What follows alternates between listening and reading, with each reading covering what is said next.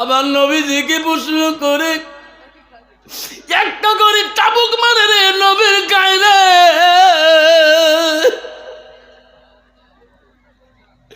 নবীজি কান্দে চাচা, মারিস না গো, মারিস না গো চাচা, ছোটবেলায় বাবার আছি, ছোটবেলায় মা হারাছি গো চাচা, মারিও না। তো সিরিয়াস নবীজিকে আবু জেহেল লাল বলো চাবুক দিয়ে এত পিটাই করেছিল, নবীজি কানতে কানতে চাবুকের বাড়িতে আঘাতে জমিনে ঢুলে পড়ে গেছে। বন্ধুরে পেটলা জমিনের বন্ধু বিশ্ব নবী মুহাম্মদ রাসূলুল্লাহ সাল্লাল্লাহু আলাইহি সাল্লামের মহাব্বতের প্রথম স্ত্রী ছিল গো। নবীজির জীবনে 11 জন স্ত্রী ছিল, তারা প্রথম বিবি ছিল হযরতে খাদিজাতুল কুবরা। গভীর রজনীতে হযরত খাদিজাকে রাসূলুল্লাহ ডেকে ডেকে বলে, খাদিজা রে তুমি একটু ঘুমিয়ে যাও, আমার চাচা আবু জেহেলের দরবারে আমি একবার কলেমা দাওয়াতটা দিয়ে আসি। যেরকম সুবহানাল্লাহ। খাদিজাতুল কুবরা বলছে, নবী গো, যে আবু জেহেল তোমার ছায়া দেখতে পারে না, তোমার চেহারা দেখতে রাগ করে, সেই আবু জেহেলের বাড়ি আপনি কেমন করে কলেমার দাওয়াত দিবেন? আপনার দেখলে উনি দুশ্মন মনে করে, এত রাতে একাই কেমন করে যাবে?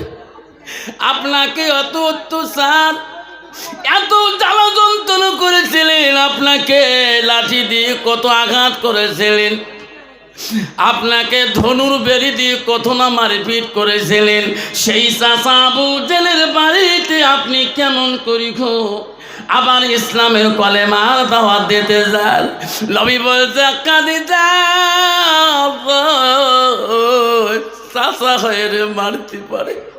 সুবহানাল্লাহ। একবার যদি আমার চাচা কলেমায় পড়ে যদি মুসলমান হয়ে যায়, মক্কার জমিনে মনে হয় আর কোনো বিধি থাকবে না, থাকবে।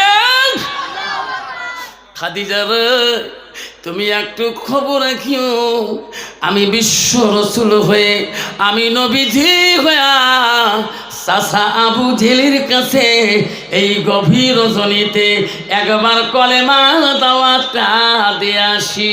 বিশ্ব রসুল বাড়ি থাকি বিড়ি, খাদিজা কে বলি আবু জেহেলের বাড়ি মুখে রাসূলুল্লাহ রওনা হলেন।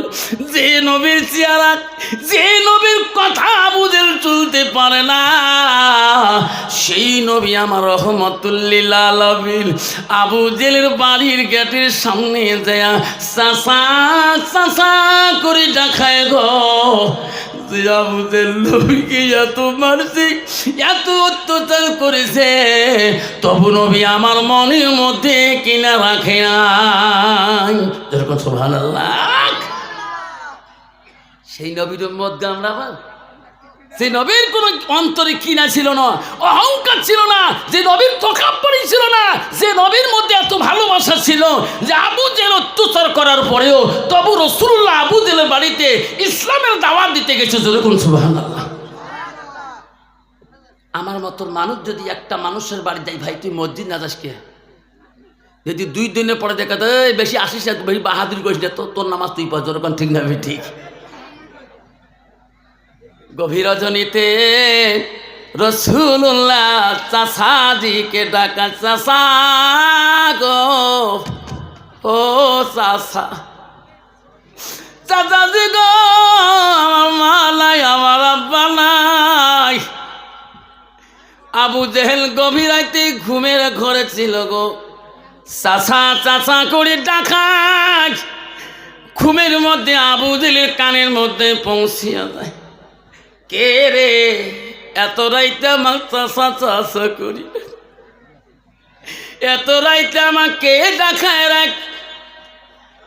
এত ঘুম, কাঁচা ঘুম মানুষের রাতে 1টা 2টে যদি ডাকা মারে, মনে বে মানুষটা কোন বা বিপদের মধ্যে এত রাইতে আসিয়েছে, কে গো আমাকে এত রাইতে চাকরি দেখায়।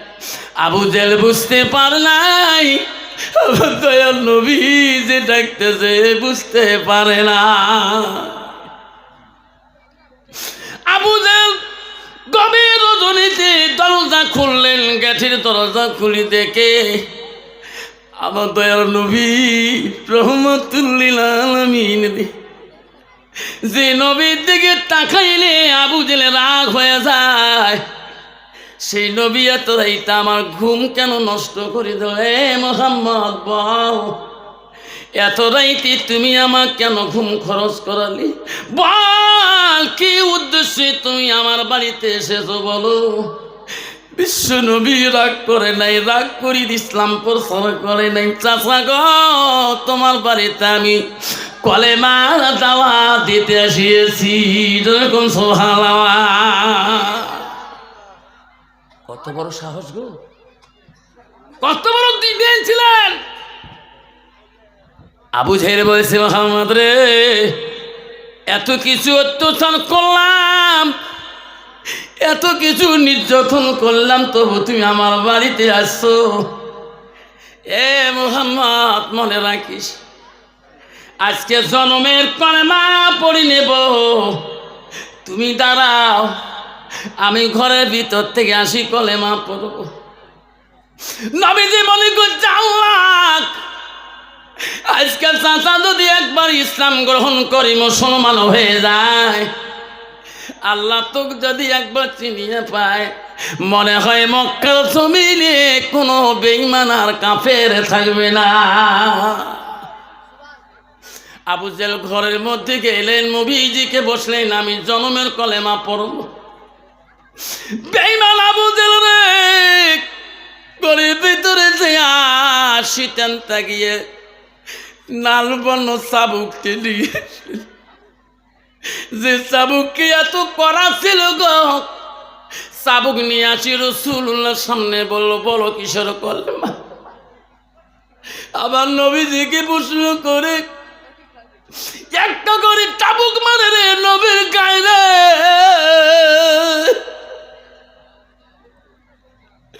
নবীজি কান্দে চাচা মারিস না গো, মারিস না গো চাচা, ছোটবেলে বাবার আছি, ছোটবেলায় মা হারাছি গো চাচা, মারিও না। তো সিরিয়াস নবীজিকে আবু জেহেল লাল বলো চাবুক দিয়ে এত পিটাই করেছিল, নবীজি কানতে কানতে চাবুকের বাড়িতে আঘাতে জমিনে ঢুলি পড়ে গেছে। বেঈমান আবু জেহেল রে নবীজিকে জমিনের মধ্যে চাবুকে ফেলে ডাঙিয়া ফেলে দিয়ে ঘরে ঢুকে গেলে। আমার নবী নিজের শরীরটা দাঁড়াতে শক্তি পায় না, শরীর কাঁপে গো। নবীজির স্ত্রী হযরতে খাদিজাতুল কুবরা ঘুম ধরে না। চাচাজির বাড়ি গেল, আমার রাসূলুল্লাহ বলল আমি যাব আর আসবো, এত কেন লেট, এখনো কেন সোনার নবী এসে। মা বোনেরা শুনে রাখেন, মা বোনেরা, বাত্তি গাছের মা বোনেরা, দিনাটা সাব ডিভিশনের মা বোনেরা শুনে রাখেন, খাদিজাতুল কুবরা আর ঘুমাইতে পারল না। পূর্ণিমা রাত দিনের মতো রাত্রি দেখা যায়। আমার রাসূল নিজে দাঁড়ায়া বাড়ি মুখে আসার মতন ওই দিন শক্তি ছিল না। ভাবছেন সেই ইসলাম আজকে আমাদের কাছে আসছে, যেরকম ঠিক নবী ঠিক। আজকে সেই ইসলামকে নিয়ে মুসলমান সেলিব্রেট করি। একজন যদি মসজিদে আজান দেয় নামাজি হবে, ওই পারবেন নামাজি কয়টা তোমার তিনাই বোঝায়। আমার থেকে শুক্রবারে নামাজি আছে, শুক্রবার নামাজে আগা কাতারের লোট, রাখাতে সালাতে বেটির বিয়ে জ্বালাতে আল্লাহ আকবার, রাখাতে সালাতে 40-এ আছে মোর মার আল্লাহ আকবার।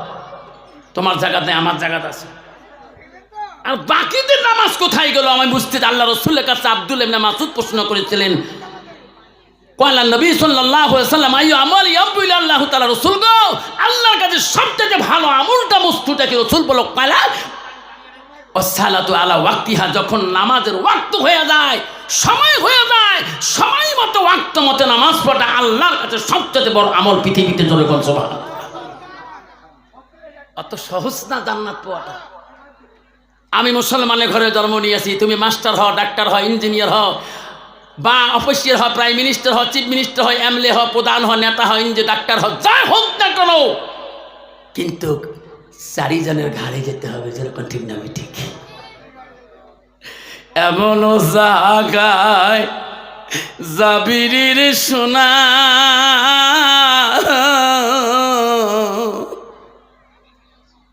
সেই জাগার নাই বিছানা,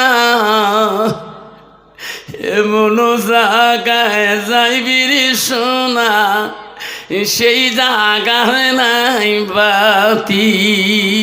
ওই তো খোদার খেলা,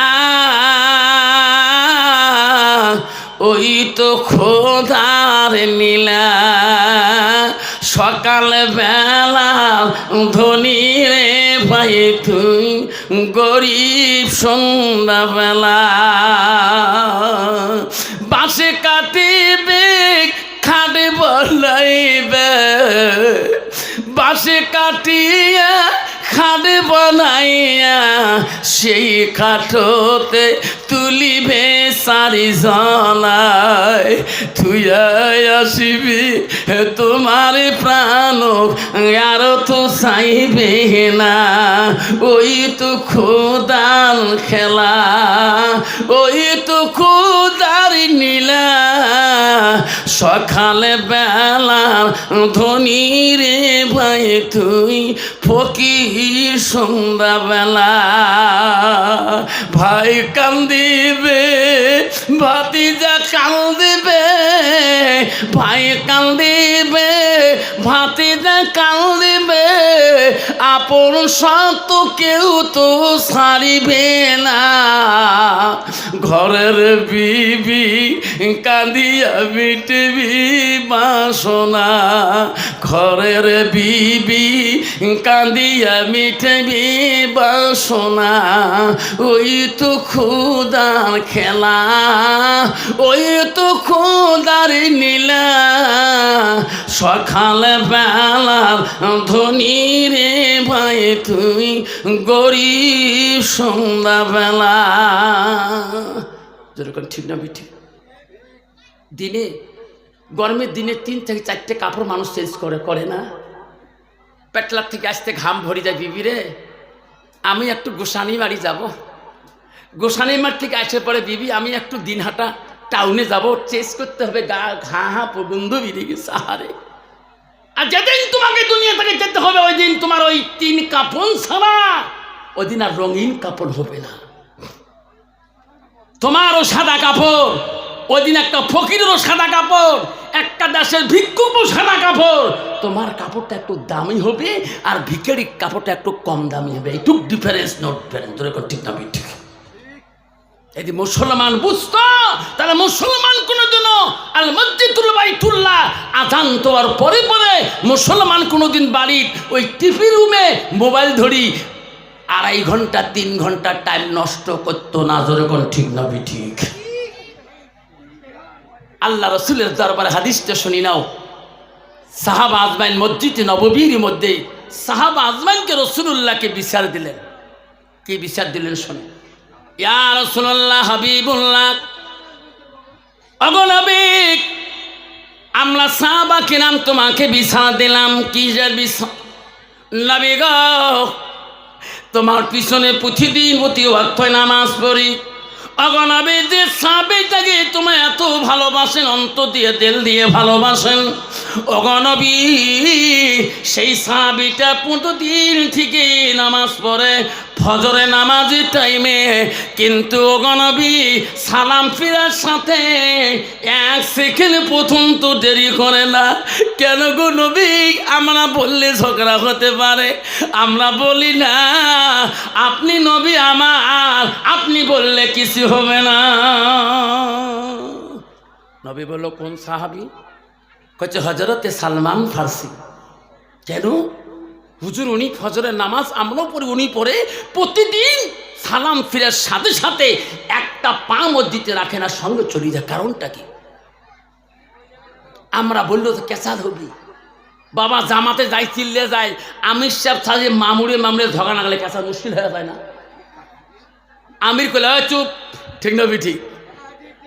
আর যদি মামুড়ে বাজাকা তুই ঘন্টু জানিস, ঠিক না বিঠি? আল্লাহ রসুলকে সাহাবা কেরাম বললে, হুজুর আমরা বললে কিছু হইতেও পারে, ঝগড়া হইতেও পারে, আপনি বলুন। নবী বলল, সাহাবারা তোরা হযরত সালমান ফার্সিকে কেউ বলবেন না। আমি নবীজি নিজের চোখে না দেখা পর্যন্ত আমি তো বলতে পারি না।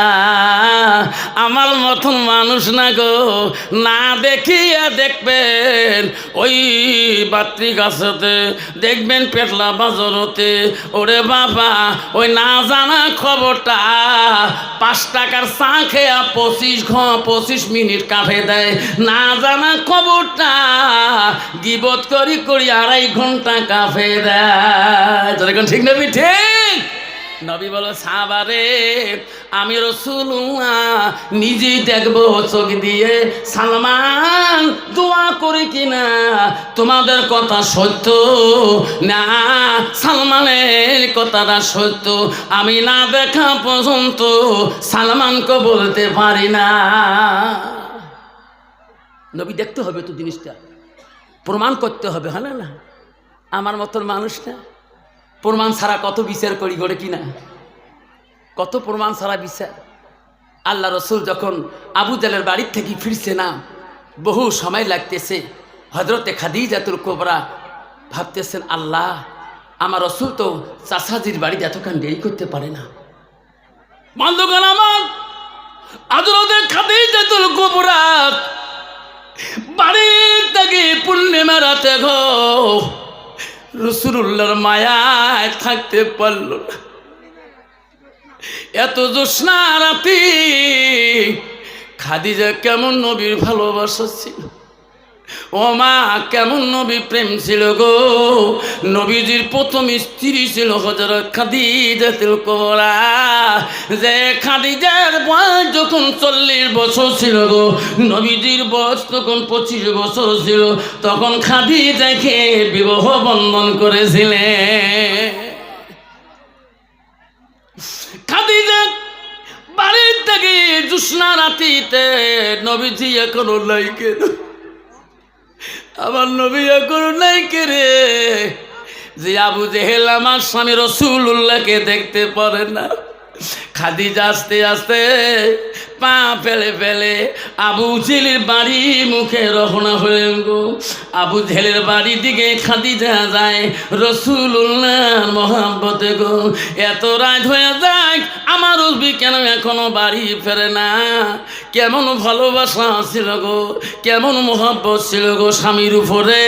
আর বর্তমান যুগের নারীরা কেমন স্বামীর উপরে মায়া গো। ওরে বাবা এমন মায়া, সারা রাত যদি বাড়ি না এসে রাত পেয়ে যদি বলে বুঝান কালকে বাবুর বাপ বাড়ি এসছে, না এসে তো ভাল খবর নিস না, মরে না কত ধরনে মরে, কত ভিডিও হয়, মুই ভাল ভিডিও হয়, ভাল ভাল যেরকম ঠিক না ঠিক আছে না?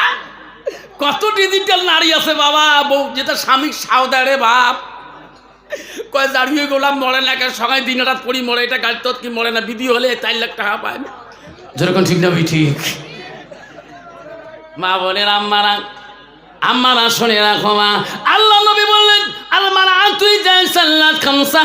নবী বললেন কোন একটা মেয়ে যদি 5 ওয়াক্ত নামাজ পড়ে ওয়াসামা শাহরুহা, ওই মেয়েটা যদি রমজান মাসে রোজা করে, আল্লাহ রাসূল ওয়াসানা ফারাজাহা, ওই মেয়েটা যদি পর্দায় পুশিদে চলে, নিজের চরিত্রটাকে যদি পবিত্রতা রাখে, রাসূল বলো ওয়াতাত বালাহা, যদি ওই মেয়েটা নিজের স্বামীকে ভালোবাসে, স্বামীকে প্রেম করে, স্বামীর সাথে ভালোবাসা দেখায়, আল্লাহ রাসূল বলো ফাকাদ কুলমানায়ো আবুবা বিল জান্নাতিল শার, নবী বলো ওই নারীদের জন্য আল্লাহ 8টা জান্নাতের দরজা খোলা রাখবে। নাই থাকবে। বর্তমান যুগে নারী এমন ভালোবাসা রে, স্বামী নাই মরতে আগে মরিবার কয়, আছে না নাই? তোমার পেটলাতে নাই? মা বোনেরা শোনো গো, রাসূল বলছে কোন নারী যদি স্বামীকে ভালোবাসো আজাউ জুহা, কোন নারী যদি স্বামীকে উপরে ভালোবাসে, আমার নবী বললেন ওই মেয়েটাকে যদি তার স্বামী ভালোবাসো আজাউ জুহা আনহারাদিন, তার স্বামী যদি তারপরে রাজি খুশি হয়ে যায়, রাসূল বলল ওই মেয়েটা মৃত্যুর পরে আল্লাহ নবী বলল দাখালাতিল জান্নাত, সেই মেয়েটা সর্বপ্রথম জান্নাতে প্রবেশ করবে। এরকম সুবহানাল্লাহ। কিন্তু বর্তমান যুগের নারী ডিজিটাল নারী, আব্বা তোমাদের জায়গা নাই, কামধান্ডি নারী রে বাপ, ইস কি ডিজিটাল বাপ, স্বামীক যেটা তোমার না বা স্বামীক পালি কিলে কিলে ঢিকে ঢিকে নাকে টাকে ঢিকে, যদি স্বামী যদি কমজোরি হয় না দাঁত পর্যন্ত ভাঙি যায়, তোর এখন ঠিক না ঠিক কন্ত বাবা, বউ যদি আয়তের মধ্যে এদিও ঢিকি এদিও ঢিকে যদি গাল ফুলি যা করবেন বউ ঢুকেছে করবেন, কারো দম হবার না কবার, এদিকে কিরে এদিক ভাই দাঁত ব্যথা করে রে, মানুষ জানে ঢিকিয়েছে, এটি তো কোয়া যাবার না, মান সম্মানের কথা আছে, তোর এখন ঠিক না বেটি। মা বলে আমার শুনে রে কুমার, জান্নাত যদি যাইতে চান খাদিজার মতন একদম নারী হন, খাদিজাতুল কুবরা আস্তে আস্তে যায়। নবীজি এখনো কেন আবু জেলের বাড়িটাকে আসে না রে? খাদিজাতুল কুবরা আস্তে আস্তে যায়, সামনে যেতে যেতে আমার নবী এত কষ্ট করি আস্তে আস্তে নিজে দাঁড়াইতে পারে না, আমার নবীর এত কষ্ট গো, শরীরটা ভালো করি নিয়ে শরীর নিয়ে হাঁটতে পারে না, কষ্ট করি করি পায়ের মধ্যে হাসা দিয়ে দিয়ে রাসূলুল্লাহ বাড়ি মুখে রওনা হয়েছে। একবার উঠলে পড়ে যায়, দ্বিতীয়বার নবী দাঁড়াইলে বড় কষ্ট পায়, কিন্তু খাদিজার নজরে দেখে রে, কে রে আসতেছে রে, এত আলো কেন, কে রে আকাশের চন্দ্রটাকে জমিনে পড়েছে নাকি রে, কে রে মাটিতে গড়ে দেয়। খাদিজার নজরে বিশ্ব নবী সেই দিন জমিনের মধ্যে উঠে বসা করতে, খাদিজা দেখছে আকাশের চন্দ্রটাকে জমিনে পড়ে গেছে নাকি, যেরকম সুবহানাল্লাহ।